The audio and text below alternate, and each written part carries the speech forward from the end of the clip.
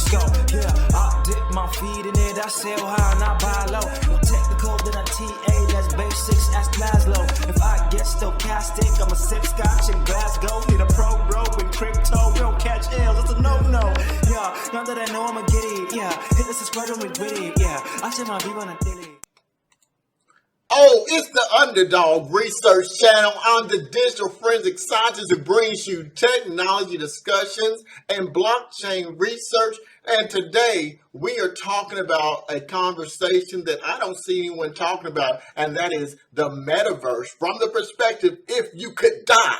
Can you die in the metaverse? Now you're thinking, oh, that's crazy. The metaverse is just a game, right?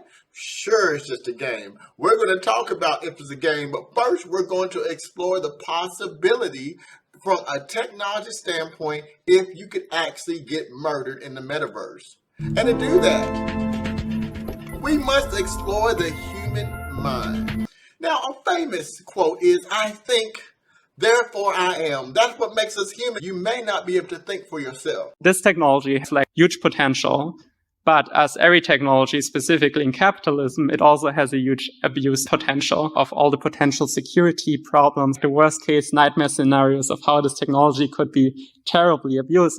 This technology has huge potential, but just like all technology in capitalism, this can be abused. And I need to tell you about that. Before I do this, let me show you something that I think is very interesting. Check this out, folks. They hack into our psyche, into our minds, paralyzing us, taking control of the cerebrum and the limbic system, rendering us a slave.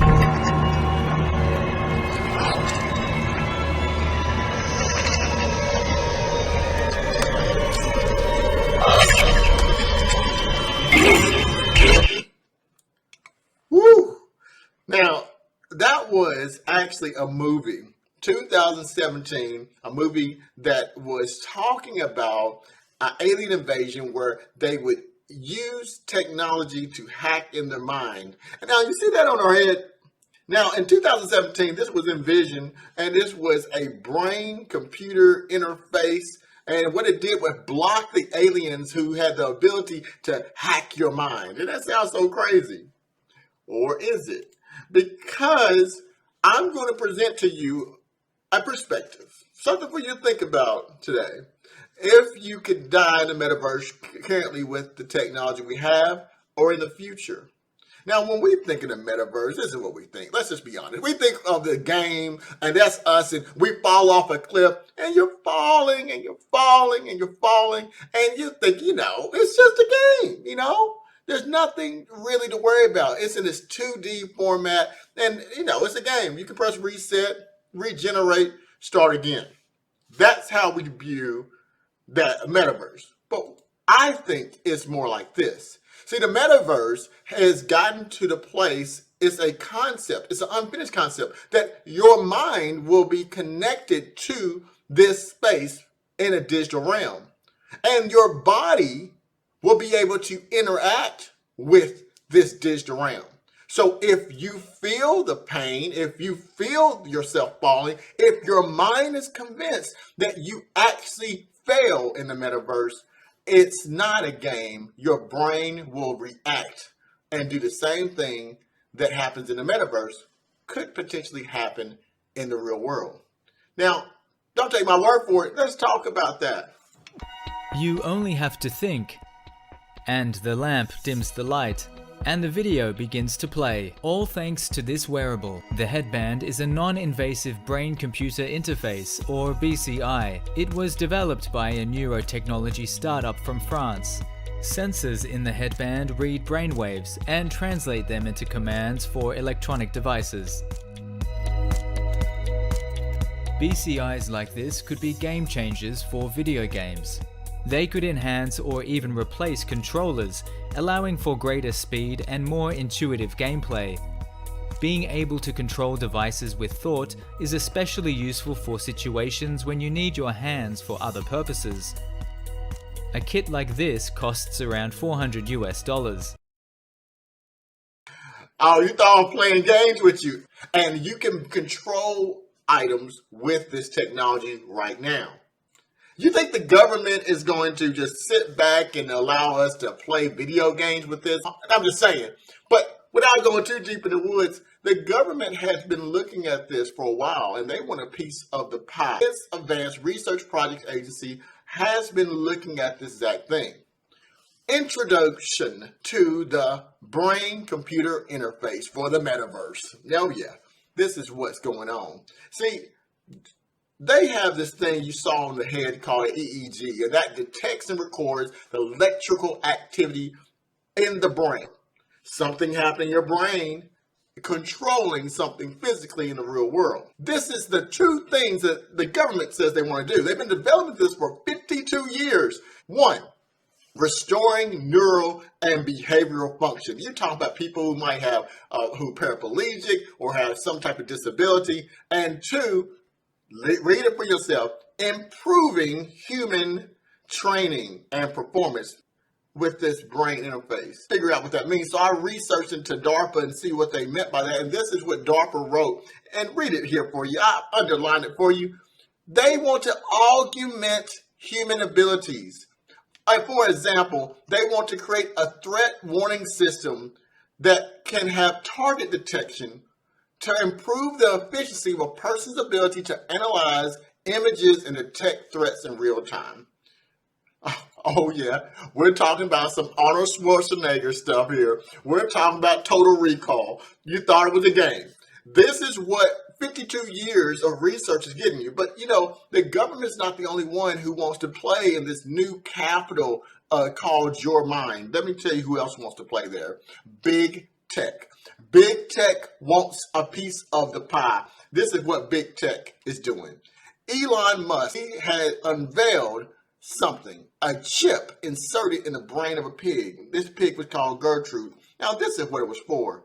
Here's the little piggy right here. This pig is going through some type of illness, you know, spasms that it's having. And they want to be able to cure this pig, you know, because this can lead the way to cure humans. So this is what he introduced. Check this out. The beeps you're hearing are real-time signals from the neural link in Gertrude's head. Dual neural link implants, multiple neural links, and indistinguishable from a normal pig. When we have, say, one of our pigs on a treadmill, neural implant to actually predict the position of all of the limbs. So they implanted a chip in the pig's head, right?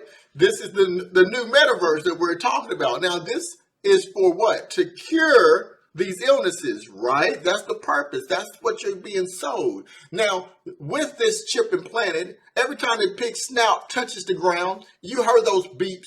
It could track what the pig was doing. So much so that it could track the position and movements of the limbs. Now, if you can track a signal coming forward, you can also control that signal. Could you not? That's where the technology is moving to. Now, why would someone do that? Why would I think this way? This is what he said. Now, I want you to read at the very, very bottom. First, I want you to see how they sell it to you. The interface can allow people with neurological conditions to control phones or computers in their mind. But Mr. Musk says the long-term true goal is to usher in an age that Mr. Musk calls superhuman cognition, to combat artificial intelligence so powerful, he says it could destroy the human race. Arnold Schwarzenegger was right. I told you, Total Recall, you should have paid attention. He says that the real reason is creating a way in the future that we can have superhuman cognition. We would basically be able to move things with our minds, but you also could be controlled. Maybe cut off your pain sensors. That's what's happening. So as we talk about the metaverse, I need you to understand this is a concept and it's not just virtual reality. This concept is real. Now, you might not have known that, but this is how this happens. See, this is a robot that sews it into your brain, electrodes into your brain. You would get 1,056 needles stuck into your brain. It would avoid vessels, and it is scalable, and it would be precise. so that a person could see what you see, hear what you hear, and know what you know. The electrodes right here will be looped into the brain. Now, you think this is something that's sci-fi, so I figure you would. So let me show you this in real life. Meet the monkey with the chip in his brain. You see him playing that game, looks like Pong. That game is actually being controlled completely with the monkey's mind.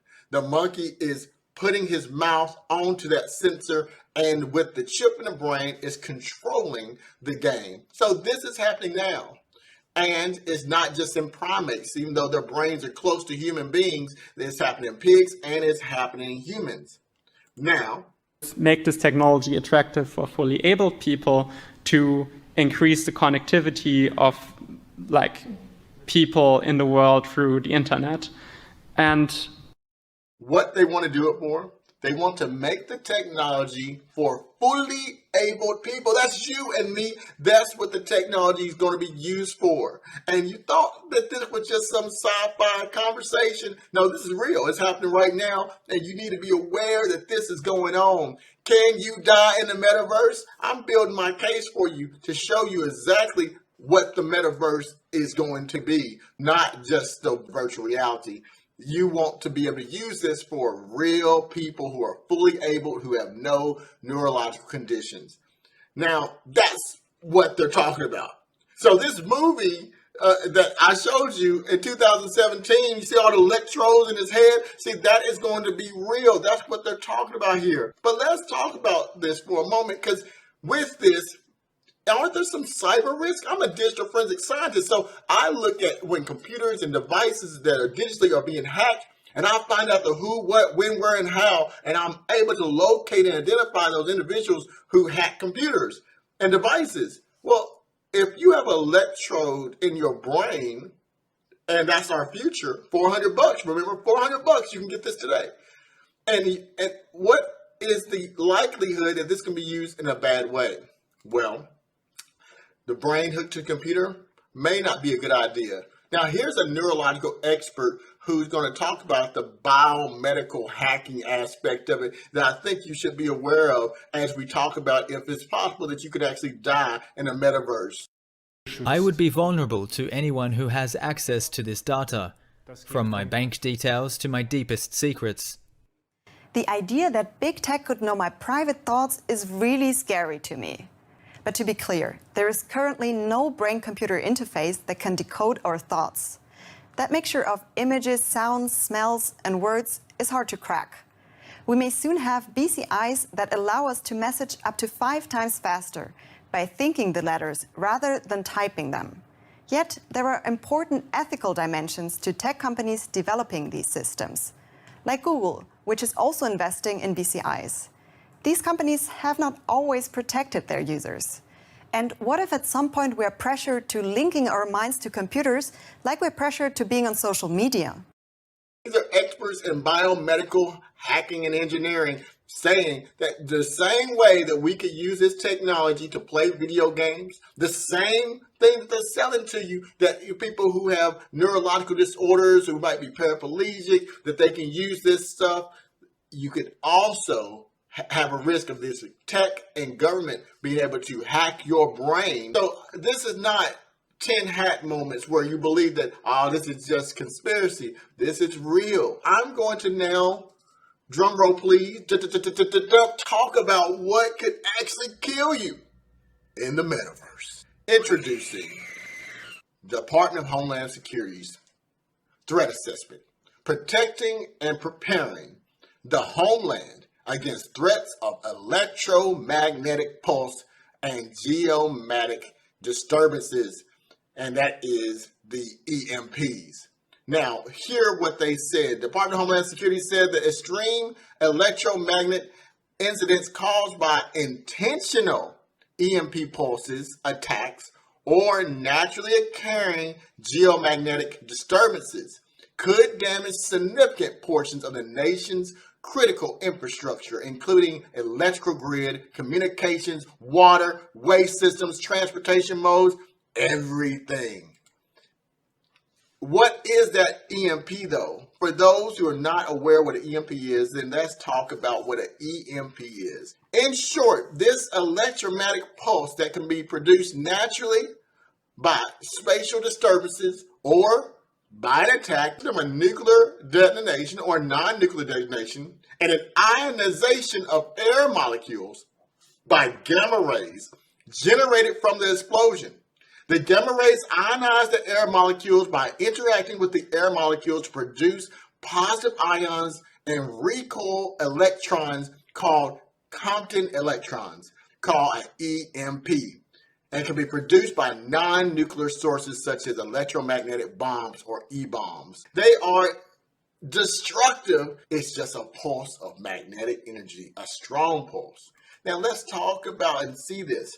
Spatial storm. So you got these electrodes in your brain. You're connected into the metaverse. Your cars are electric. Your houses are electric. You got all this electric stuff going on. And this is what we have to worry about.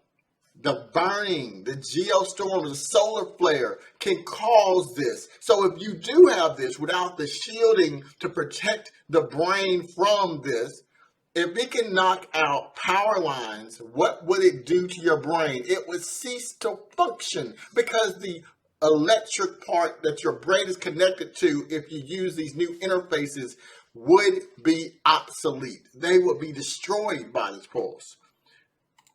But what about the second way? Warfare. So let me give you a little gist of what this would look like. The explosion would happen in the atmosphere, above the atmosphere, and it would release these gamma rays that ionize the air molecules, and it would release something called E1, an E2, and an E3 burst. That's these different bursts that happen in a microsecond. In those bursts, it would destroy all electronic devices, everything, fry them by making the air completely ionized and positive charged. If someone dropped a bomb, let's say over Kansas, and they dropped it 300 feet above Kansas, it would cover the entire United States of America. Every device would go obsolete in a matter of microseconds. From a technical perspective, generating an EMP is relatively simple, requiring little more than a powerful capacitor bank to store and discharge electricity and a specially designed antenna to generate and direct the pulse. The chemical energy of conventional explosives into powerful, instantaneous electromagnetic pulses. At the most basic, explosively pumped flux compression generators consist of a coil of wire surrounded by a shell of explosives. Just prior to firing, a bank of capacitors charges the coil, generating an electromagnetic field. The explosives are then detonated, compressing the coil and the magnetic flux in milliseconds and generating an electromagnetic pulse of up to 1,000 Tesla. So here's me creating this for you to see visually.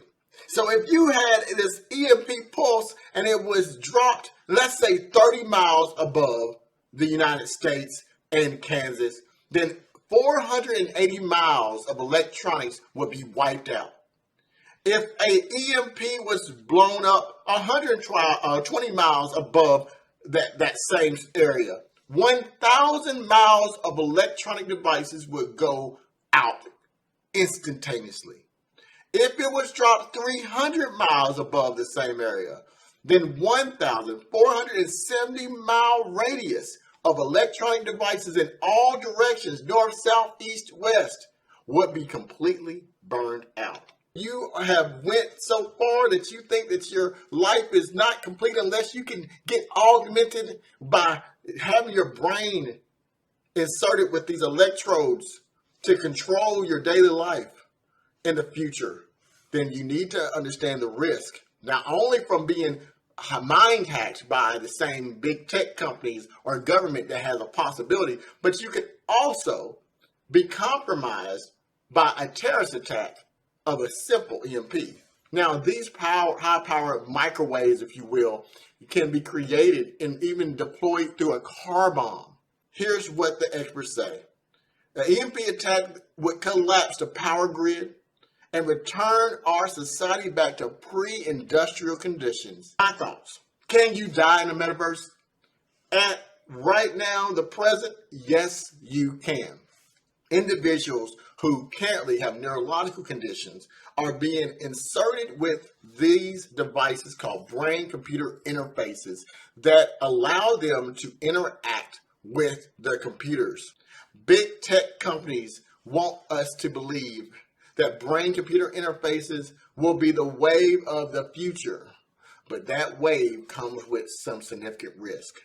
This is what you need to know about if you decide to go this route. If all you need to do is to make an incision, cut a hole in your skull, you can place this electrode array on top of the dura without actually damaging any of the brain structure. You close this incision, this craniotomy back up, and you're pretty much done. If you want to decode individual muscle movement in the motor cortex, if you want to stimulate individual pixels of your visual field, you need to stick needles into the brain. And this is what we call brain-penetrating microelectrodes. And these today form the most advanced technology of brain-machine interfaces. They didn't say tomorrow, the future. The most advanced brain-to-computer interfaces today is by cutting a hole in your skull and injecting a computer, putting a chip in your brain, or 1,056 needles stabbed into your brain. That is what is happening right now. What will happen in the future? Experts believe that brain-computer interfaces could provide a technical advantage in future wars by facilitating quicker decision-making, better oversight, and longer endurance. But how ethical would it be to manipulate people in this way? And what would the long-term consequences be? I worry about companies having access to my brainwaves. Our thoughts and feelings are the most intimate data we have. So data protection is more important in this area than anywhere else. I worry about that too. We have a future where technology will continue to advance and that we will have an opportunity to be a part of this advancement. But the things that come to mind are the ethical and cyber risk associated with this technology advancement. This is not something that is far-fetched. This was talked about even in a movie where they discuss the possibility of control of humans through the mind of what could be our future. We've been able to design a brain barrier that protects us from their influence. They know we can't produce enough of these for everyone. That it's just a matter of time before the entire planet is theirs. They have built a conservatory! Come with us! A conservatory! I'll go to the new conservatory. Take me with you.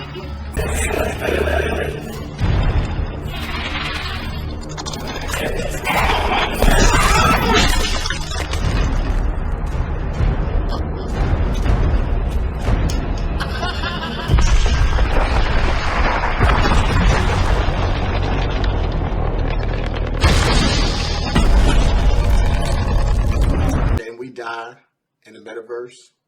Well, I think I've showed you the answer to that question. Do you want to be a part of the future of the metaverse?